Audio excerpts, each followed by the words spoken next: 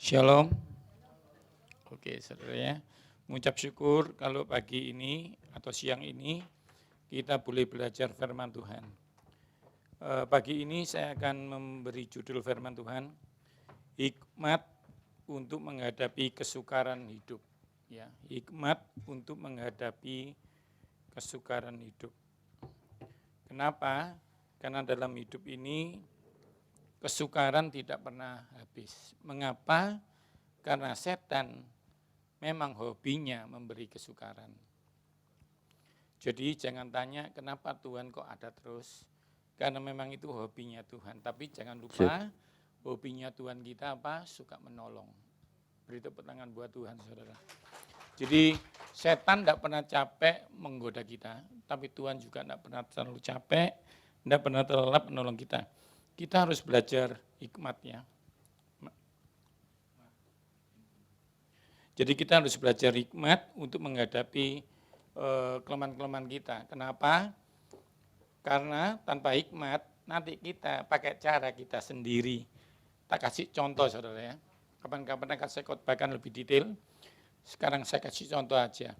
Ada orang yang diurapi Tuhan tapi caranya salah. Banyak hamba Tuhan hebat, caranya salah. Tak kasih contoh ya. Abraham dan Sarah itu nunggu anak dari Tuhan. Karena terlalu lama, terlalu capek, akhirnya dia bilang gini, wis enake, ya apa namanya ya, masa PRT gitu ya, bukan, pembantuku atau ya asisten rumah tanggaku tak kasih noai. Gitu. Nah Abraham ini ya, dalam tanda kutip ya, mokong saudara, yang iya nih aja. Ya wis sip gitu. Laki-laki yang tersinggung katakan amin. Gini loh saudara. Nek satunya lemah, yang satunya jangan lemah.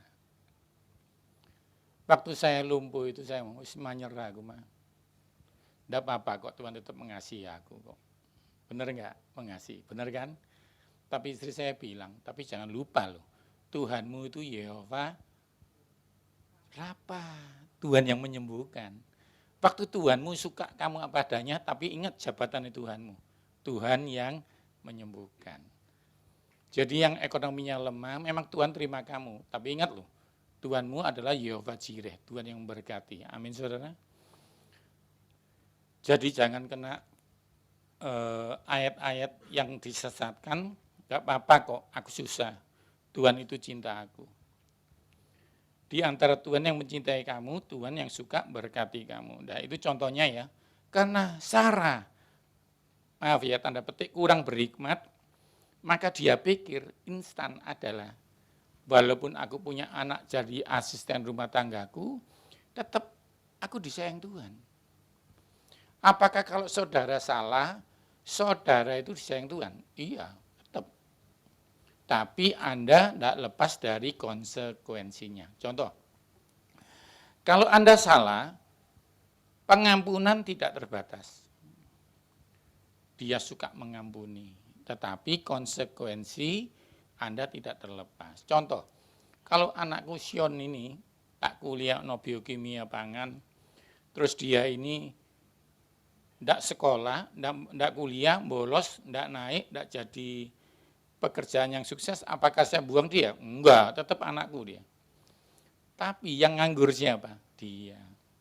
Yang susah siapa? Dia. Jadi sayang saya tidak berkurang, tapi dia menerima konsekuensi. Ini saudara harus pegang ya. Nah, kalau Anda baca di Amsal 4, ya, Amsal 4 ayat 6, ya.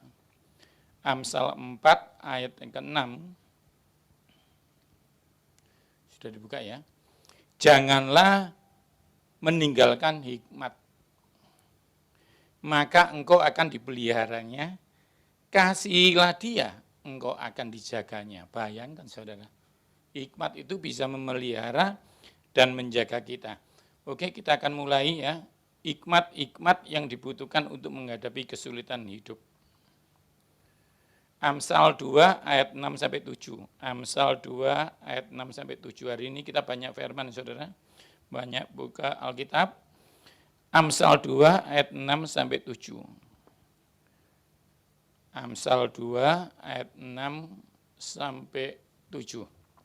Karena Tuhanlah yang memberikan hikmat. Jadi kalau saudara ingin tanya, Pak, yuk hikmatnya dari mana? Tinggal ngomong gini, Tuhan, aku butuh hikmat. Gampang ya saudara ya. Jadi pagi hari sebelum Anda menghadapi kesukaran, Anda bilang apa? Terima kasih Tuhan, aku masih hidup.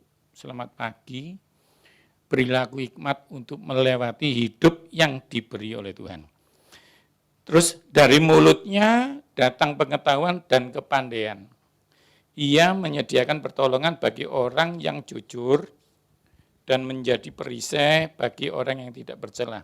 Jadi ini pentingnya hikmat. Nah, saya akan cepat aja. Ada 5 kesukaran yang pengalaman saya ini dihadapi anak-anak Tuhan. Yang pertama, ketika orang merendahkan kita. Ya, yang pertama.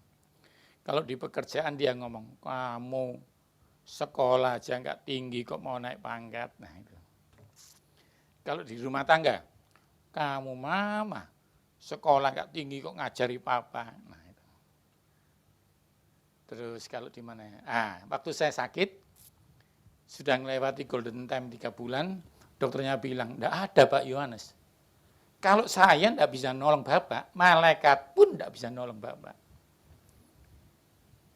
Itu yang ngomong dokter loh. Dan saya cari di Google, enggak ada obat lumpuh. Adanya cuma alamatnya dukun. Ditiup, jalan. Tapi engkau menggadaikan nyawamu. Tuhan bilang, gimana kalau kamu besok dibuat dia jalan, sama dukunnya besok tak ambil jiwamu. Besok kamu meninggal. Itu seperti orang kaya yang bilang, aku sudah kaya, Tuhan bilang besok kamu pulang. Terus bagi saya, kalau saya harus kehilangan Yesus, ya mending gak sembuh.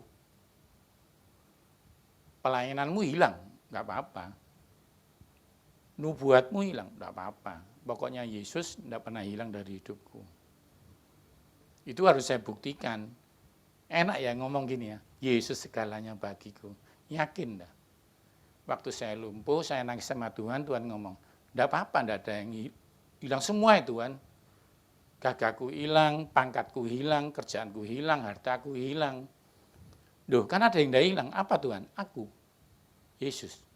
Enggak pernah hilang daripadamu. Enak ya ngomongnya, tapi itu harus diuji. Yang setuju katakan amin. Amin. Aminnya enggak enak. Yang setuju katakan amin. Ya nanti pulang diuji. Ya, kamu bisa kehilangan anak, bisa kehilangan pekerjaan. Yang sekarang sedang mengalami ujian, tenang, berarti engkau sedang skripsi. Saya sudah disertasi, saudara. Hilang semua, saudara, teman, sahabat hilang. Cuma Yesus yang enggak hilang. Nah, ketika orang merendahkan kita, hikmatnya Tuhan apa? Ceritakan pengalaman Tuhan sebelumnya. Ini. Jadi, ayo kita buka yuk. 1 Samuel 17 ayat 32. 1 Samuel 17 ayat 32. 1 Samuel 17 ayat 32. Berkatalah Daud, catat ya, 1 Samuel 17 ayat 32. Berkatalah Daud kepada Saul, janganlah seorang menjadi tawar hati, karena dia itu Goliat. Hambamu ini akan pergi melawan orang Filistin. Sekarang dibuka 1 Samuel 17 ayat 33. Tetapi Saul berkata kepada Daud, 33 ya, tidak mungkin engkau dapat melawan orang Filistin itu. Untuk melawan dia, sebab engkau masih muda. Sebab dia, Goliat itu, dari muda sudah jadi prajurit. Lalu, lompat ke ayat 37, 1 Samuel 17 ayat 37. 1 Samuel 17 ayat 37, apa jawabannya? Tuhan yang telah melepaskan aku dari cakar singa dulu dan dari cakar beruang, dia akan melepaskan aku juga dari orang ini. Akhirnya saya ngomong, Roh Kudus ngomong sama telinga saya, Yohanes, kamu pernah sakit gigi enggak? Pernah Tuhan. Sebutkan itu. Tuhan yang menyembuhkan sakit gigiku SD dulu. Tuhan yang melepaskan aku dari lumpuh ini. Tepuk tangan dong buat Tuhan. Kalau anakmu kecil itu SD yang bayari Tuhan, Anda kuliah nggak punya duit, bilang ini, Tuhan yang membiayai anakku SD dulu. Tuhan yang mengkuliahkan. Duh Pak, tapi dia belum punya bojo. Tuhan yang meluluskan dia kuliah. Tuhan yang memberi istri. Duh Pak, tapi tidak punya anak. Tuhan yang mengeluarkan dia dari rahimku. Tuhan yang memberi dia anak. Kok nggak ada yang tepuk tangan buat Tuhan? Ngerti ya? Jadi caranya, ceritakan pengalaman yang dulu. Pak, saya enggak punya pengalaman kayak Bapak. Enggak usah. Semua di sini yang enggak pernah sakit perut, angkat tangan. Berarti Anda alien. Nah, sekarang kalau penyakit diabetes, oh Pak, tapi beda Pak. Diabetes itu beda loh Pak. Tenang. Tuhan yang melepaskan sakit perutku. Masa kecilku. Tuhan yang menyembuhkan diabetes. Enggak mungkin. Diabetes itu tidak bisa sembuh, kata dokter. Waktu ada orang merendahkan kamu, itu tidak salah. Wong dia sekolah kok dokternya. Tapi kebenarannya, firman itu memerdekakan. Jadi ketika mulutmu ini mengucapkan masa-masa lalu yang pernah ditolong Tuhan, Tuhan akan bergerak. Dia akan bilang, engkau masih percaya kepadaku, aku akan melakukan yang sama. Kalau Anda punya TikTok loh ya, Anda pernah dengar lagu ini enggak? Akhir-akhir ini sering di setel. Tuhan Yesus tidak berubah. Tidak berubah. Tidak berubah. Dia tidak berubah dulu, sekarang, dan selamanya. Cuma caranya beda-beda. Di Danau Galilea yang sama, Petrus itu waktu kena badai, didiamkan badainya. Diam. Yang kejadian kedua, Tuhan tidak meredakan badainya. Loh Tuhan kok gak reda badainya? Buat apa Petrus, kamu sudah kelas tinggi kok? Naik kelas kok masih badainya diredakan? Sekarang kamu jalan di atas air. Dulu anakku ini kalau gak punya uang, selalu kita dapat berkat duit. Sekarang kuliah, saya lumpuh, gak punya duit, jual mobil, jual rumah. Tapi anak saya kuliah, kenapa? Tuhan cara masukkan kuliah, otaknya dibuat kumlot, IP-nya 3,8, nggak bayar. Tuhan banyak cara. Tuhan punya cara. Kata Bu Maria, kita sharing-sharing ya. Suka-sukanya Tuhan. Terserah dia. Nah itu ya. Itu yang pertama apa? Kalau ada orang yang merendahkan kita, ceritakan pengalaman kebaikan Tuhan. Itu penting loh saudara. Sekarang pasti Anda direndahkan banyak orang. Kontraan. Enggak punya duit kok kontrak api. Enggak apa-apa. Tuhan kalau orang enggak mau ngontrakkan rumah sama kamu, Tuhan kasih kamu rumah. Ya saya enggak bisa kesaksian itu, tapi saya pernah merasakan saudara. Yang kedua, kesukaran yang kedua. Pak, kita ini punya kesukaran, kita ingin lebih cepat. Bagaimana kalau caranya keluar dari kesukaran dengan cepat? Saudara, semua orang ingin cepat. Waktu saya bilang, Tuhan aku lumpuh, doa orang sakit jantung kok sembuh tapi aku masih lumpuh. Duh memangnya kenapa? Duh kan gak adil. Siapa yang bilang? Ujianmu anak kuliah, ngajari anak SD, ya gampang dong. Duh berarti dia SD, iya kamu kuliah, oh ya lega. Tapi kok lumpuh Tuhan? Bagaimana caranya percepatan Tuhan, supaya aku lumpuh cepat? Saya bisa jalan 1,5 tahun. Itu cepat enggak? Lama loh, nyoba dah. Kalau mau nyoba, seminggu aja kamu lumpuh, minta Tuhan lumpuh, nangis kamu. Semakin kamu ganteng, semakin nangis. Semakin kamu sugih, semakin terkenal, semakin susah. Nek biasa enggak apa-apa. Podo ae mending lumpuh ae yo enggak duwe kok ya. Apalagi nek utange saem, mending lumpuh ae ya. Ben gak ditagih debt collector gitu. Ketika saya jalan 1,5 tahun, Tuhan bilang, kamu cepat. Kok bisa Tuhan? Kamu ingat gak di kolam Bethesda ada orang lumpuh 38 tahun. Halo?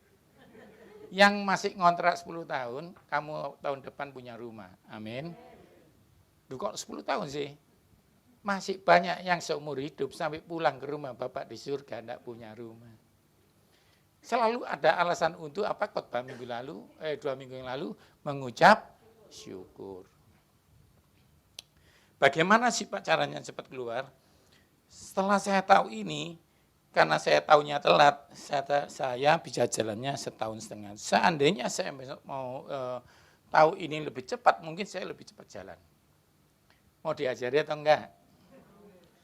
Banyak kan yang sekarang lagi bingung kerjaannya gimana, lagi bingung anaknya gimana, lagi penyakitnya gimana. Supaya terjadi percepatan, caranya memberi yang kita inginkan kepada orang lain. Bukan memberi loh ya.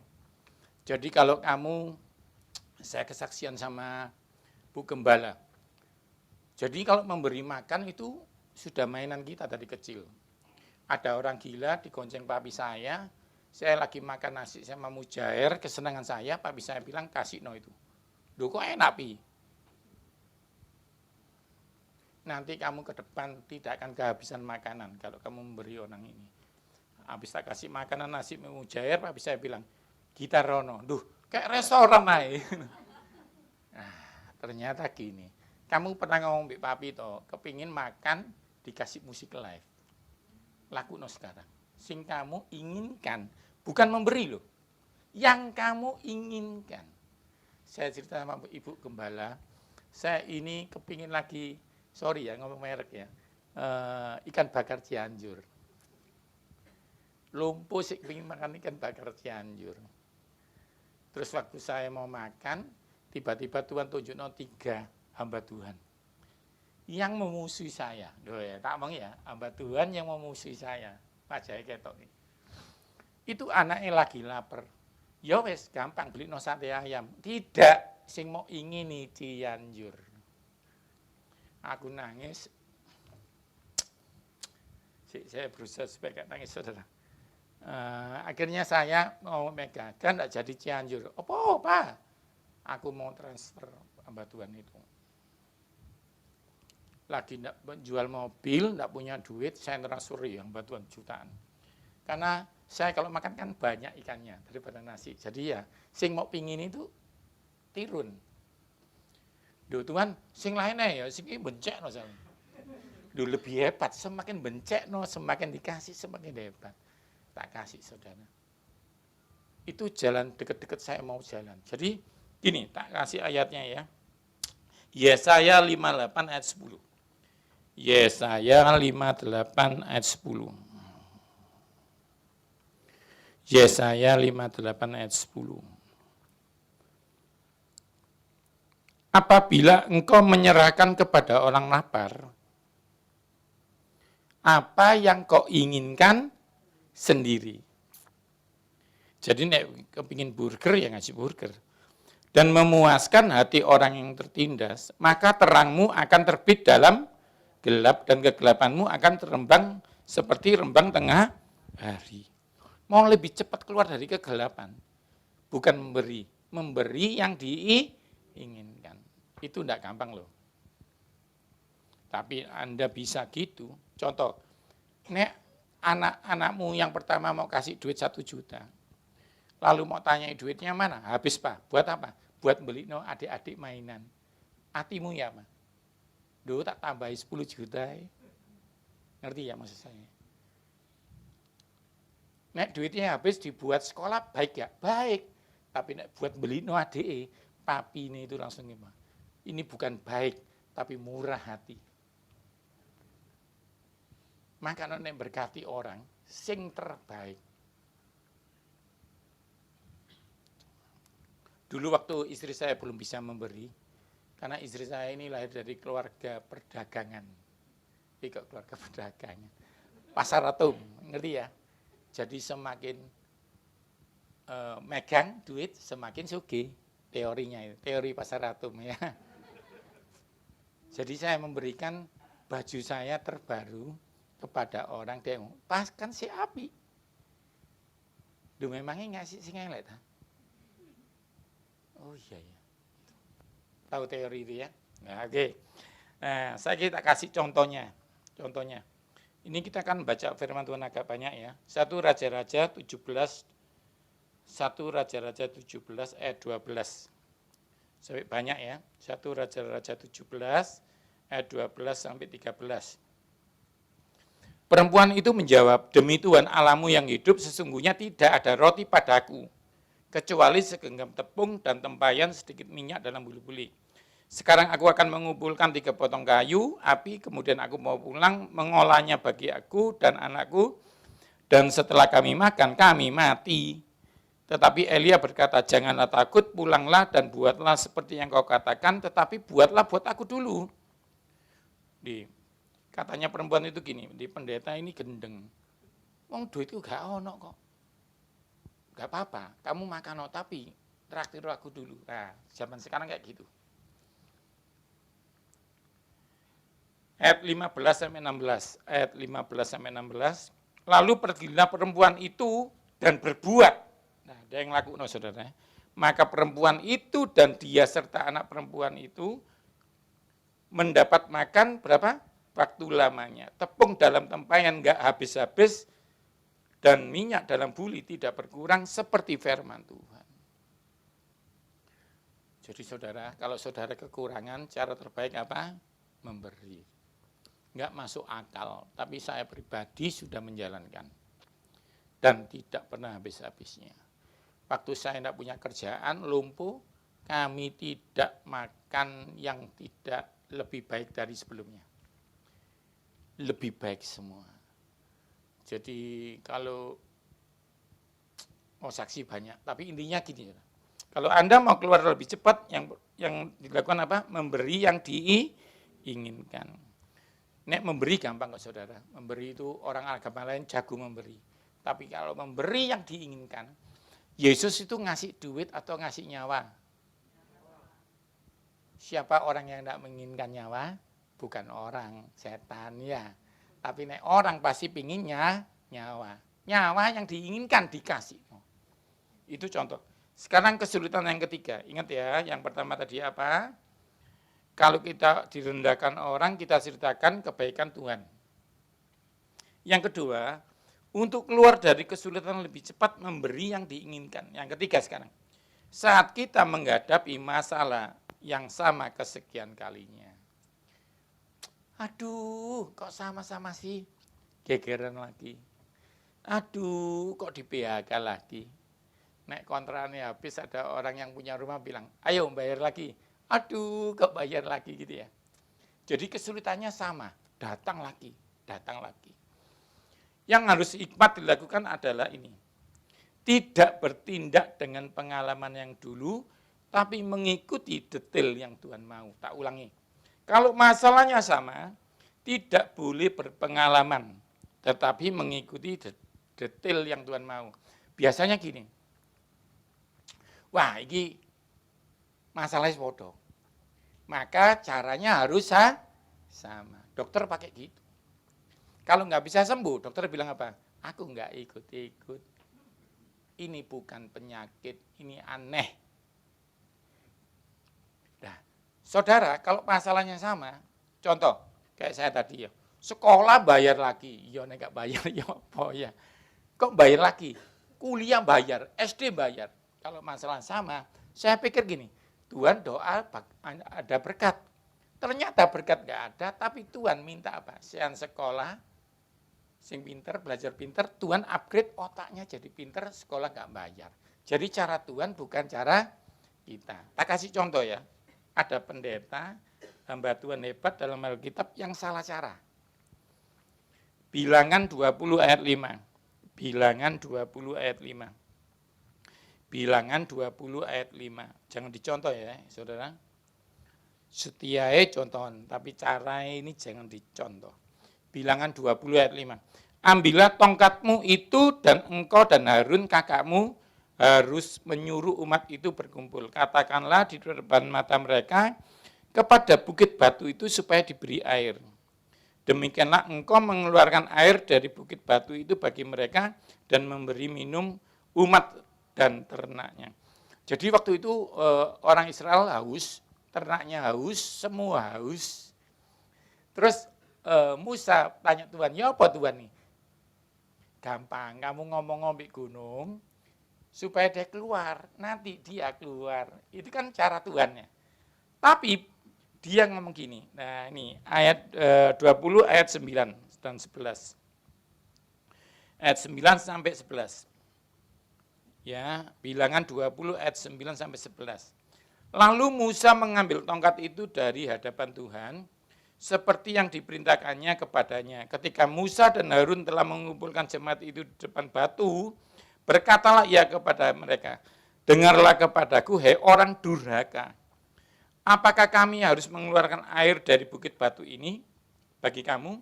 Sesudah itu Musa ngangkat tangannya lalu mukul batu itu dengan tongkatnya 2 kali. Maka keluarlah banyak air sehingga umat itu dan ternak dapat minum. Baik enggak deh? Baik, ngasih makan orang enggak? Ngasih. Tapi enggak nurut cara Tuhan. Disuruh ngomong, mukul. Hanya salah caranya. Pak, mosok ngono disalahno. Kan Musa enggak ikut minum. Ngasih orang lain, mosok Tuhan enggak lihat. Tuhan enggak suka kalau Anda enggak nurut. Musa ini punya pengalaman. Nah ini jarang dikhotbahkan sama pendeta. Anda beruntung yang hari ini ya, kan saya tunjukkan ayat yang enggak pernah dibacakan pendeta. Jarang lah. Menurut Anda, kenapa Musa mukul batu? Ayo, kalau ada yang bisa jawab, tak kasih bukuku 1 set. Kalau enggak bisa, salah, push up. Nah ya, enak loh. Marah-marah, push up, Enggak saya guyon ya. Marah enggak harus mukul. Tak cerita nih, maka ayat yang jarang dibuka. Tak buka, Anda kaget. Mungkin ini pertama kali Anda baca ya.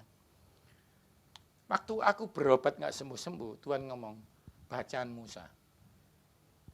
Aku berobat sampai jual mobil. Jual rumah. Jadi aku sekarang tinggalnya di apartemen yang kecil.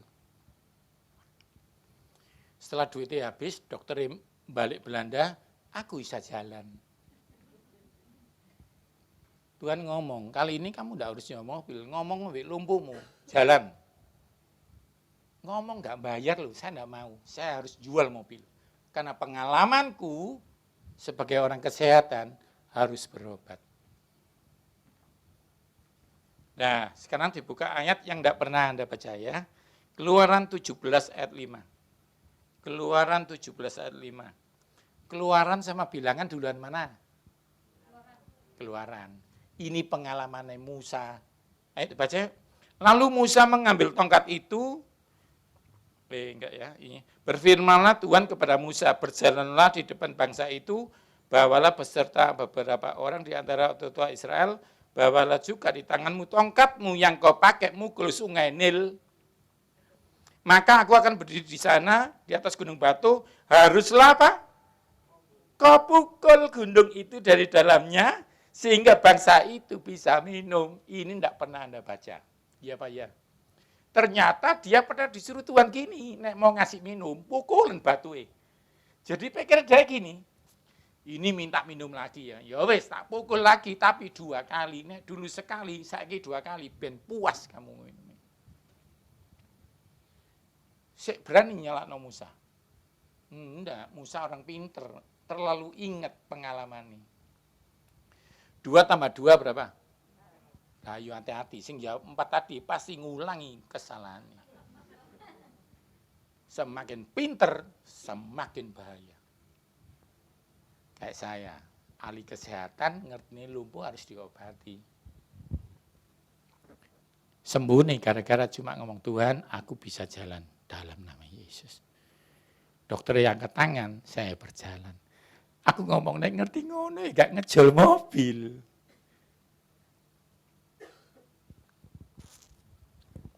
Ngerti ya saudara? Jangan pakai pengalaman. Kalau masalahnya sama, pengalamanmu tidak bisa sama. Karena Tuhan sedang upgrade kamu. Boleh enggak anak kuliah pakai cara anak SD? Halo, ngertiku naik 2 tambah 2, 4. Enggak iso skripsi kayak gitu. Oke ya, Anda ngerti ya ini ya. Oke, yang ketiga. Itu yang ketiga ya. Yang pertama apa? Ketika orang merendahkan kita harus ceritakan kebaikan Tuhan. Yang kedua, untuk keluar dari masalah kita harus memberi orang yang kita sukai. Bukan orang yang kita sukai loh ya. Memberi orang yang kita suka. Ojo kita sukai dikasih orang, bojomu kasih orang ojo ya. Bukan orang yang kita sukai, memberi orang barang yang kita suka gitu loh ya. Bukan bojo ya. Yang keempat sekarang, yang ketiga saat kita menghadapi masalah, jangan pakai cara yang sama, tanya Tuhan. Sekarang yang keempat, ini enggak enak ini. Bahkan enggak enak tapi harus ya. Ini pengalaman saya. Ketika skenario Tuhan berbeda dari kita. Nah ini. Siapa yang kepingin anaknya cacat? Enggak ada. Skenario-nya anaknya sehat. Aku ditanyai, misal ditanyain, Pak Yu, kepingin lumpuh enggak? Enggak yo, ngawur. Tapi skenario beda. Dulu waktu saya sering main di TV ya, di Kompas TV, skenario gini, Pak Yu nanti datang-datang dikageti ya. Terus Pak Yu harus masak sesuatu buat oma itu. Oh gitu ya, oke. Kebiasaannya itu kalau saya masak di Kompas TV, saya masak, nanti ada peserta yang datang, Pak Yohanes masakkan gurami asam manis, saya masak gitu. Suatu ketika, saya sudah seperti itu, saya di-cut. Siapa sih Pak Yu? Skenario beda Riki. Pak Yu datang telat, sing masak orang lain. Itu contoh. Jadi ada dalam hidupmu skenario Tuhan berbeda sama skenariomu. Ini terjadi. Aku mau nih menikah baik-baik, nggak kayak model kayak gini sinetron India, tahu? Nangis guyu. Skenario kita bisa beda sama Tuhan. Nah, sekarang apa yang kita hadapi, hikmatnya untuk menghadapi ini? Gampang saudara. Ya mengikuti skenario-nya Tuhan. Saya pernah berontak 3 bulan pertama, saya belum bisa ngomong. Jadi ngomongnya gini. Saya marah sama Mega. Mega ngomong apa Pak? Jadi Mega, Pak, aku enggak ngerti. Saya ngomong gini. Kamu tuh istri ya apa sih? Tapi yang keluar apa? Dia enggak ngerti. Aku nuding Sean datang. Apa Pak? Oke Pak, tidak apa-apa ya. Aku ngerti ini. Ini remote itu.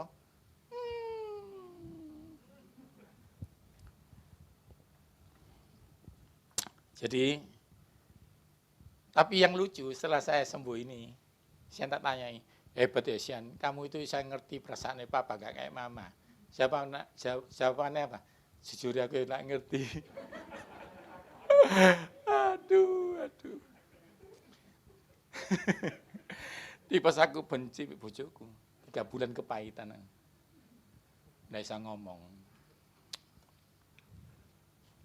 Ayo.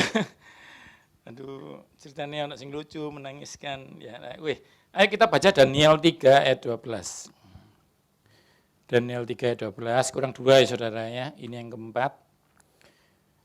Daniel 3 ayat 12. Ada beberapa orang Yahudi yang kepada mereka telah Tuanku berikan pemerintahan atas wilayah, yakni Sadra, Mesa, Abednego. Orang ini tidak mengindahkan Tuanku, mereka tidak memuja dewa Tuanku dan tidak menyembah patung emas yang telah didirikan Tuanku. Pasal 3 ayat 17, pasal 3, sebentar saudara. Pasal 3 ayat 19 ya. Maka marahlah Nebukadnezar air mukanya berubah terhadap Sadra Mesa Abednego. Lalu diperintahkannya api itu 7 kali panasnya. Ngamuk deh. Kamu tidak mau nyembah, tak panas itu 7 kali lipat. Ayat 19, ayat 24. Akhirnya mereka dimasukkan dapur api. Kemudian ayat 24 ya, kemudian terkejutlah Raja Nebukadnezar, lalu bangun dan dengan segera berkatalah ia kepada para menterinya, bukankah 3 orang yang telah kita campakkan dengan terikat? Jawab mereka, ya, tetapi ada 4 orang yang kulihat berjalan-jalan. Mereka tidak terluka dan yang keempat itu rupanya seperti anak dewa. Ya, sekarang ayat 27, ini penting, ayat 27, 3 ayat 27. Dan para wakil raja, para penguasa, para bupati, dan para menteri, raja datang berkumpul. Mereka melihat tubuh orang-orang yang dibakar itu tidak mempan oleh api. Bahwa rambut kepala tidak hangus. Jubah mereka tidak berupa apa-apa, bahkan bau asap. Enggak ada. Skenarionya apa? Dia gaya ngomong gini. Walaupun Tuhan tidak melepaskan aku dari api ini, aku tetap menyembah Tuhan. Tuhan senang didengerin gitu. Tapi setan bilang, pucuk, supaya kamu puas setan. Kata setan gini, dicoba toh, dibakar toh. Nek dia bersyukur berarti benar. Pada saat COVID berat ya, ada orang mati, pendeta mati, dokter mati. Dengar ya, waktu itu ya, November. Banyak orang kepahitan sama Tuhan. Sampai orang-orang India buang dewa-dewa ini karena kepahitan sama dewa. Ternyata India kena COVID tinggi, dewa dibuang semua.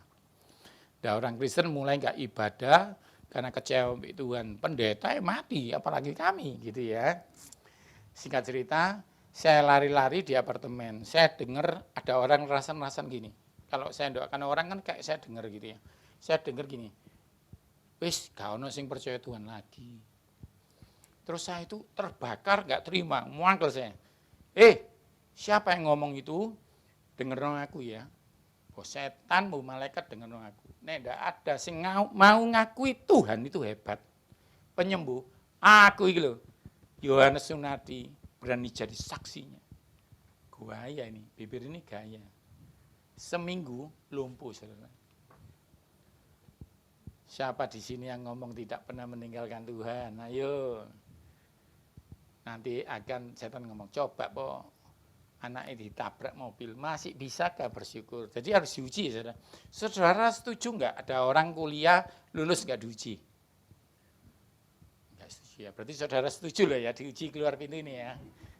Wah seneng aku ini, anak boleh. Begitu saya lumpuh, saudara, Tuhan bilang, sik bersyukur enggak kamu? Saudara kalau ngikuti 2021 Zoom, toh, itu saya masih khotbah ya. Itu lumpuh, saya disangga besi. Habis khotbah selalu masuk UGD. Saya telepon Irin, masuk UGD. Habis khotbah kalian, doa kalian, masuk UGD. Jadi setahun itu waktu saya lumpuh, saya tetap khotbah. Paling enggak saya ikut skenario Tuhan, menunjukkan bahwa lumpuh tidak membuat saya meninggalkan Tuhan. Nah, saya cerita ini ya. Waktu engkau skenario-nya Tuhan berbeda dengan Anda, cara terbaik adalah ngikuti skenario Tuhan. Cuma gini, saya kasih prinsip dulu. Tidak ada jalan, tidak ada cobaan yang diberikan sama Anda, dibiarkan Tuhan, tanpa jalan keluar. Yang setuju katakan amin. Saya tengah-tengah putus asa, nggak bisa ngomong, saya nggak mau ngomong Bu Maria, Pak Amos, kata Bu Maria, ini Pak Amos loh, enggak mau sing ketok Mas Jaya Mega, karena bukan saya enggak mau Bu Maria, saya waktu itu sik bisu. Pak Amos tak pikir doa aku gini, sembuh, waduh tak nenen ini, panggil aku Big Man, wah panggil Big Man ya, seneng aku. Dia bilang gini doanya, ada rekamannya saudara, santai saja, bisu santai. Tidak akan ada syarafmu yang berhenti. Kamu akan berjalan, macam-macam. Tapi kamu harus santai. Bayangkan saudara. Jadi kayak domba dipotong itu harus ngikuti. Jadi sahabat ini waktu ngomong, walaupun aku nggak dibakar, aku tetap menyembah. Walaupun aku nggak ditolong Tuhan, aku tetap menyembah, nggak menyembah patungmu. Aku tetap menyembah Tuhan. Diuji, saudara. Masa menakutkan itu bukan waktu dibakar, saudara. Dibakar ya wis mati ya. Waktu deket, misalnya ini apinya situ, semakin dekat semakin hangat nggak? Semakin kerasa. Kesulitan saya bukan waktu lumpuh. Waktu lumpuh itu ya stres, tapi nggak kerasa apa-apa kok. Mau coba tak? Pokoknya nggak kerasa apa-apa, saudara. Biasa kok, cuma stres karena biasa aktif. Yang menakutkan itu saya kenanya 14 November 2020. Itu jadwal saya 177 setahun. Amerika macam-macam, batal semua. Dan yang menakutkan itu waktu dokter ngomong gini, dibuang di William Booth ditolak, di RKC ditolak, di PHC bilang gini dokternya, sorry ya, kami juga takut mati, kami semua banyak yang mati.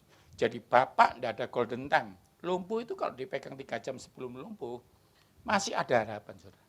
Tapi dia ngomong, sorry ya, waktu itu belum ada vaksin loh, saudara. Vaksinnya itu 2021 awal. Jadi dokternya bilang gini, kamu harus dikarantina. Duh, ini lumpuh dok. Bapak, yang penting karantina. Jadi yang mengerikan itu waktu saya dipisahkan dari istri saya, masuk ruangan hantu. Apa ruangan hantu? Sebelahnya mayat semua, ada yang mati, susternya ngomong, sing itu mati, ya diambil, kau usah.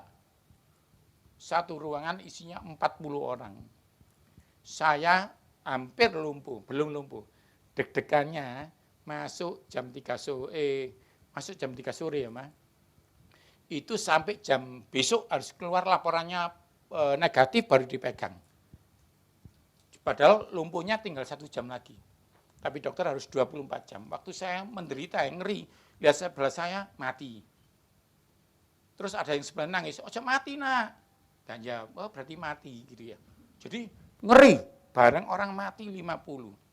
Itu saya jerit, "Tuhan, aku tadi bilang, ya walaupun aku nggak jadi, aku tetap lumpuh, aku tetap sayang sama engkau. Ya, tapi ya tolong sembuhno ya." Enggak, jalan terus. Jam itu jalan terus. Jalan terus, jam 1 pagi saya nggak bisa tidur itu. Wong sebelah jerit-jerit semua. Saya jam 1 pas lumpuh total. Jam 6 bisu. Dokternya muncul jam 9. Oh, parah. Dalam hatiku gendeng ya kon sing gak ada parah. Gak dipegang itu. Ya apa ini? Itu skenario Tuhan. Rencana busuknya sama, setan. Aku tanya, sekarang ya sudah bisa jalan nih ya. Tuhan, kenapa kamu biarkan? Karena aku terlalu sanggup merubah kekacauan jadi kebaikan. Ada yang mau tepuk tangan buat Tuhan, saudara? Jadi Tuhan membiarkan kondisimu seperti nggak tertolong karena dia sungguh dahsyat. Ternyata mujizat itu bukan nggak jadi kebakaran. Itu namanya untung nggak jadi dibakar. Mujizat itu dibakar tapi nggak bau asap. Kalau saya nggak jadi lumpuh, itu mujizat nggak? Bukan. Aku nanti bisa ngomong ini, karena aku ahli gizi, jaga makan, kemuliaan buat diriku. Tapi waktu dibiarkan lumpuh, tapi bisa jalan, ini namanya mujizat. Ada yang mau tepuk tangan buat Tuhan, saudara?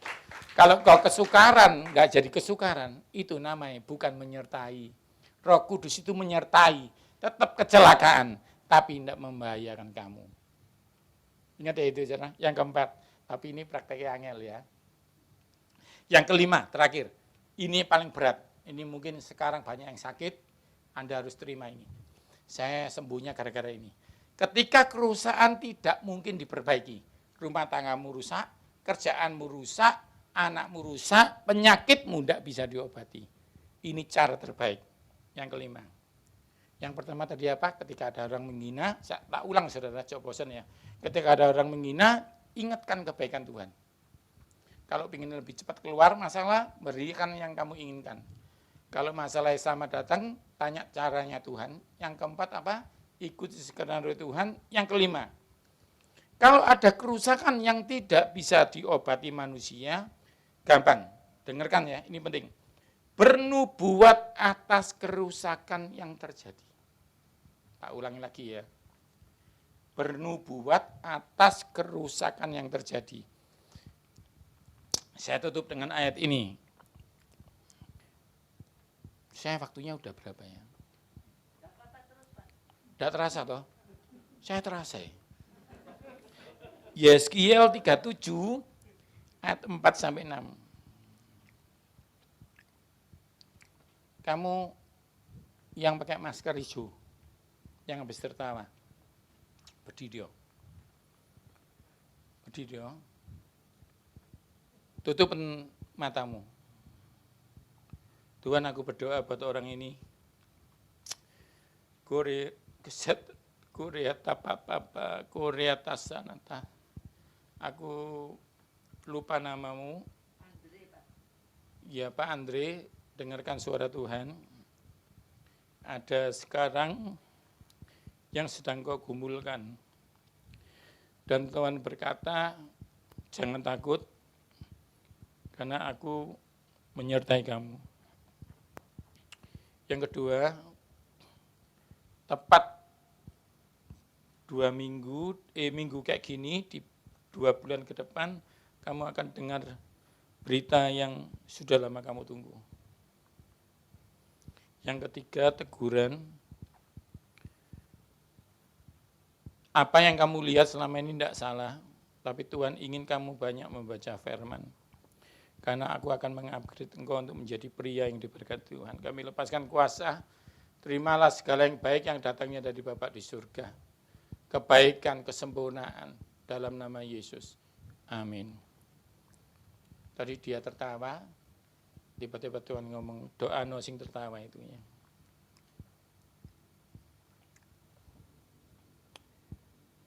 Matius 14 ayat 27.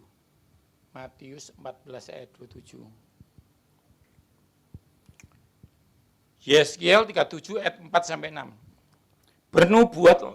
Lalu firman Tuhan, bernubuatlah mengenai tulang-tulang ini dan katakanlah kepadanya. Tulang ya, tinggal tulang ya. Hei tulang-tulang yang kering, dengarlah firman Tuhan. Beginilah firman Tuhan Allah kepada tulang-tulang ini. Aku memberi nafas hidup kepadamu, supaya kamu hidup kembali. Aku akan memberi urat-urat kepadamu dan menumbuhkan daging kepadamu. Aku akan menutupi kamu dengan kulit dan memberikan kamu nafas hidup, supaya kamu hidup kembali. Dan kamu akan mengetahui akulah Tuhan. Ini masih disuruh. Yohanes ngomong ngombe kakimu jalan. Masih ngomong gitu. Nah, ayat berikutnya, pasal 37 ayat 7 sampai 8. Lalu aku bernubuat, berarti melakukan enggak? Melakukan ya. Seperti yang diberitakan kepadaku dan segera sesudah aku bernubuat, kedengaran suara, sungguh suatu suara berderak-derak, tulang-tulang itu bertemu satu sama lainnya. Jadi caranya apa? Ngomong sama masalah bernubuat yang baik. Waktu saya disuruh Tuhan gitu, duitnya sudah habis, mau cari siapa sih yang bisa diutangi. Tapi setelah saya cari, teman-teman dokter saya bilang, percuma Pak Yu, enggak ada. Sekolahi, kami enggak ada sekolah mata kuliah lumpuh. Lumpuh itu penyakit dari zaman Adam sampai sekarang yang tidak ada obatnya. Google itu lah mah tahu toh. Kecuali apa? Rapture, kapan Tuhan Yesus datang kedua kali, dia tak ngerti. Yang kedua apa? Obatnya lumpuh. Tak cari sampai sekarang belum tahu. Terus akhirnya aku setelah putus asa, dokternya juga pulang, percuma punya duit, sing obatnya enggak ada. Tuhan kasih cara, bernubuat toh penyakitmu. Mulai saya, tangan tak pegang, tanganku bisa buka. Nah ini bisa buka, belum sempurna saudara. Bisa buka, bisa jalan, bisa bicara, bisa melihat, bisa jalan jauh. Dalam nama Yesus kakiku ke bangsa-bangsa melayani Tuhan. Dalam nama Yesus tak jalan begitu. Saudara, saya punya cerita lucu tapi jangan digui ya. Gui enggak apa-apa sih, ya. Agak lucu soalnya. Saya itu bangga kemarin minggu lalu bisa jalan-jalan ke TP. Mungkin bagi saudara biasa ya, tapi bagi saya itu mimpi. Mimpi, saya jalan dari TP1 sampai tengah-tengah Hiro ngomong, "Ma, Isa, Ma, Isa, Ma." Waktu orang sebelah mungkin ngomong, "Gendeng koi, gendeng gitu aneh." Isa jalan, Ma. Aku jalan terus sampai TP3, dalam nama Yesus mampu. Sampai TP4, TP5, kembali lagi ke TP1. Jadi aku mikir, berarti aku bisa ke bandara ini. Bagi saya itu berkat yang besar. Mangkan nek saudara bisa jalan nggak ke gereja keterlaluan. Yang tersinggung katakan amin. Sakit gigi ya gak akan datang. Nah, punya masalah anak nakal ya nggak datang. Nyoba lumpuh sebulan aja. Saya masih khotbah. Nah, oke. Jadi bernubuatlah kepada anak yang nakal dalam nama Yesus, anakku tidak nakal. Anda lihat ya, Sian ini mungkin dia malu, nggak apa-apa ya Sian. Tidak traktir. Sian ini tak khotbah ini malu. Dia dulu pendek. Terus tidak bisa ngomong, nek ngomong ini. Gitu. Terus dia wajahnya tak gini, nek gini kan wajah diseneng cewek deh ya. Dulu wajahnya dia tak tunjuk foto nih, dia ngomong, "Itu bukan aku, Pak." Kayak monster. Matanya kecil sebelah pes, mulutnya gede. Terus tidak bisa ngomong, tidak bisa jalan. Mami saya ngomong gini, sayang, mulutmu ada kuasa. Tak pegangi. Dalam nama Yesus ganteng, gitu saudara. Dalam nama Yesus tinggi. Dalam nama Yesus takut akan Tuhan. Dalam nama Yesus bisa ngomong. Sekarang mama yang ngomong, "Pak, kamu salah doa, Pak. Aku kalah ngomong BDE." Sekarang dia kalah berdebat di anaknya. Kenapa? Bernubuat. Katakan, pekerjaanku baik-baik. Kalau memang terus Tuhan keluar, aku dapat pekerjaan lebih baik. Tapi ojo doa istriku dapat baru yang terbaik. Jangan tuh ya. Bahaya itu, bukan nubuat itu. Itu salah buat ya. Jadi bernubuat itu apa? Mata didoakan. Dalam nama Yesus. Mata baru. Duh, dokternya ngomong nggak ada obatnya apa? Dokternya goblok. Enggak, dia sekolah kok. Tapi minta tulang baru. Jantung baru dalam nama Yesus. Sekali lagi tepuk tangan buat Tuhan. Ayo kita berdoa ya. Tuhan, terima kasih buat firman-Mu hari ini. Biarlah kami mengerti bahwa hikmat dari Tuhan ini membuat kami cepat keluar dari masalah kami dengan pertolongan Tuhan. Terima kasih Tuhan, berkati jemaat ini, yang sakit sembuhkan, yang punya masalah selesaikan, dan yang susah hiburkan. Dalam nama Yesus. Amin. Ingat ya saudara, ingat tadi, pokoknya ceritakan pengalaman hidup sama Tuhan dulu. Walaupun nggak ada hubungannya ya. Waktu COVID, saya nambah sedikit ya. Waktu COVID, ada yang ngomong gini, "Pak, ini Delta loh Pak. Beda sama yang COVID biasa." Tuhan yang melepaskan dari COVID yang lalu. Tuhan masih akan melepaskan COVID yang sekarang. Ceritakan kebaikan Tuhan. Dan bernubuat. Ingat anakmu kalau sekolah pegang. Kalau kuliah saya tak pegangi. Dalam nama Yesus, pinter. Dalam nama Yesus tidak ada orang-orang yang salah bergaul BDE. Dalam nama Yesus dia pulang dengan baik. Bernubuat toh saudara. Mulai bernubuat, katakan. Karena mulutmu punya kuasa. Saya kembalikan.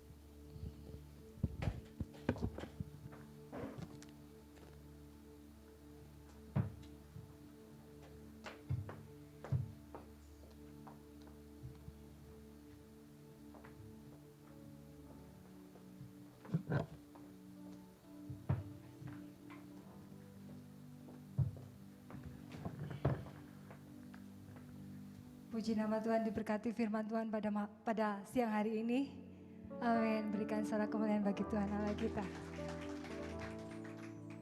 Kami sidang gembala dan pengerja mengucapkan terima kasih kepada Evangelis Yohanes Sunardi atas pelayanannya.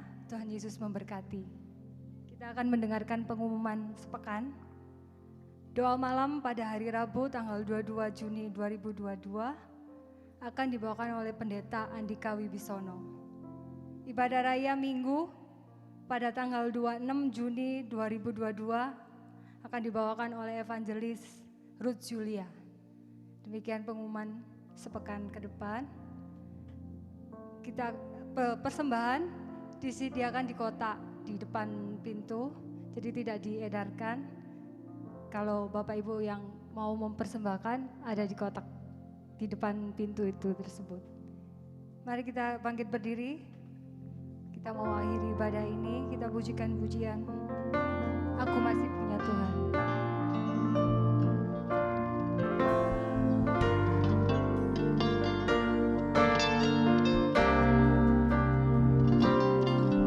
Aku masih punya Tuhan, punya pengharapan.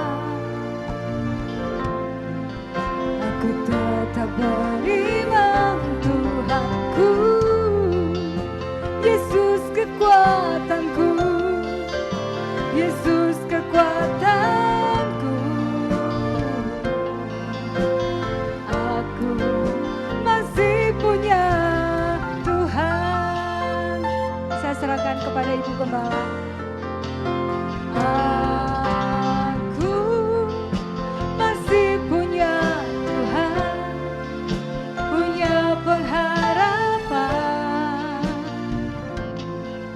Aku tetap beriman Tuhanku, Yesus kekuatanku, Yesus kekuatanku.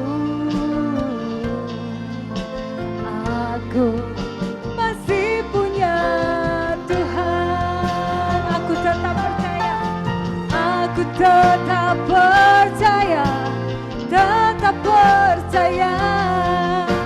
Kau membuat mujizat di hidupku. Aku tetap percaya, tetap percaya. Takkan ku takut sebab Kau besertaku. Aku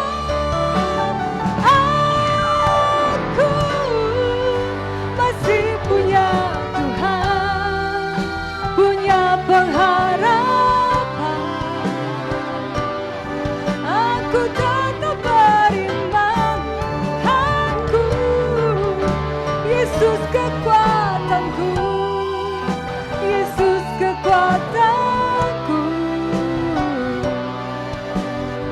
Aku masih punya Tuhan. Aku masih punya Tuhan. Aku masih punya Tuhan. Katakan, aku masih punya Tuhan. Apapun keadaanmu, kesulitan apapun yang kau hadapi saat ini, katakan, aku masih punya Tuhan. Kalau Anda masih punya Tuhan, Anda masih punya pengharapan. Kalau Anda masih punya pengharapan, Anda masih hidup. Dalam nama Yesus. Tuhan, itulah kata-kata pujian. Aku masih punya Tuhan. Aku masih punya pengharapan. Aku masih punya kehidupan. Itulah Engkau Tuhan Yesus Kristus. Hari ini Tuhan, kami boleh mendengar kebesaran-Mu Tuhan. Lewat hamba-Mu yang terkasih, Evangelis Bapak Yohanes Sunardi. Apa yang disaksikan Tuhan, apa yang dibicarakan di atas mimbar adalah sesuatu yang sangat berharga.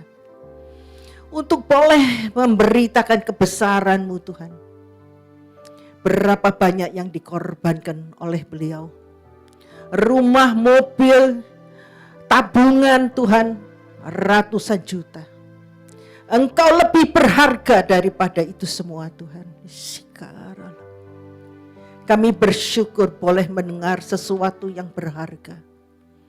Berharga yang tidak bisa dibayar dengan uang. Berharga karena tidak bisa dibayar oleh waktu. Itulah Engkau Tuhan Yesus Kristus. Allah yang kami sembah sepanjang masa. Allah yang kami bicarakan keajaibannya dari dahulu, sekarang, sampai selama-lamanya. Dan di atas mimbar ini setiap hari Minggu, setiap ibadah kami membicarakan kehebatanmu Tuhan yang tidak tertandingi. Engkau Allah kami yang ajaib, sangat ajaib buat kami Tuhan yang percaya kepadamu. Apapun yang Anda hadapi saat ini Bapak Ibu sekalian yang terkasih, jangan pernah lupa kita masih punya Yesus. Boleh segalanya habis dalam hidup kita, tapi Yesus tetap menyertai kita. Percaya, bernubuat yang baik, hidup di dalam firman, itulah kunci daripada orang Kristen yang sehari-harinya mengikut firman hidupnya dan selalu menyenangkan hati Bapa di surga. Siang hari ini hamba-Mu berdoa untuk Bapak Yohanes Sunardi. Engkau memberkatinya lebih lagi Tuhan. Hari demi hari Engkau membuatnya lebih baik lagi. Baik dalam rumah tangga, pekerjaan, kesehatan, Engkau tambahkan berkat-Nya. Untuk anak dan istrinya, Tuhan berkati juga lebih lagi. Apa yang mereka perlukan, Engkau pasti menyediakan, karena Engkau Jehovah Jireh. Terpujilah nama-Mu Tuhan kami Yesus Kristus. Kami juga berdoa untuk jemaat gereja Allah Baik Rehoboth yang saat ini belum hadir di kebaktian ini. Apapun yang sedang mereka alami, dimanapun mereka berada, kami berdoa tangan Tuhan tidak pernah lepas daripada mereka. Pertolongan-Mu pun tepat pada waktunya Tuhan. Terpujilah nama-Mu Tuhan kami Yesus Kristus. Dan pada siang hari ini kami mengakhiri ibadah ini Tuhan dengan ucapan syukur. Kami naikkan tangan kami, tanda kami berserah kepadamu. Berserah dan bersyukur punya Allah seperti Engkau Tuhan. Dan siang hari ini Tuhan kami percaya Bapa di surga mencurahkan berkat yang terbaik untuk anak-anaknya yang mengangkat tangannya, yang menyerahkan hidupnya kepadamu Tuhan. Engkau memberkati mereka. Engkau memberikan yang terbaik kepada mereka. Yang susah Engkau hiburkan, yang berbeban berat Engkau angkat bebannya. Yang punya masalah Engkau bukakan jalan keluar. Di dalam nama Tuhan kami Yesus Kristus, kami mengakhiri ibadah ini Tuhan. Kami pulang kembali ke rumah masing-masing tidak dengan tangan kosong, tetapi berkat-Mu yang melimpah ada dalam kehidupan kami. Yang akan kami pakai Tuhan untuk menempuh kehidupan dari saat sekarang sampai Tuhan Yesus datang untuk kedua kalinya. Terpujilah nama-Mu Tuhan Yesus Kristus. Kami mengakhiri ibadah pada siang hari ini dengan ucapan syukur dan ucapan terima kasih yang tak terhingga. Terpuji nama-Mu Tuhan kami Yesus Kristus. Bapak Ibu sekalian yang hadir, yang sudah terima firman, terima berkat yang terbaik dari Bapa di surga. Sama-sama kita katakan haleluya. Amin. Tuhan Yesus memberkati setiap yang hadir, baik onsite walaupun online. Kami mengucapkan terima kasih sudah mengikuti ibadah gereja Allah Baik Rehoboth Surabaya. Sampai jumpa lagi pada ibadah yang akan datang dengan kesaksian-kesaksian mengenai Tuhan yang lebih dahsyat lagi. Haleluya. Sama-sama katakan amin.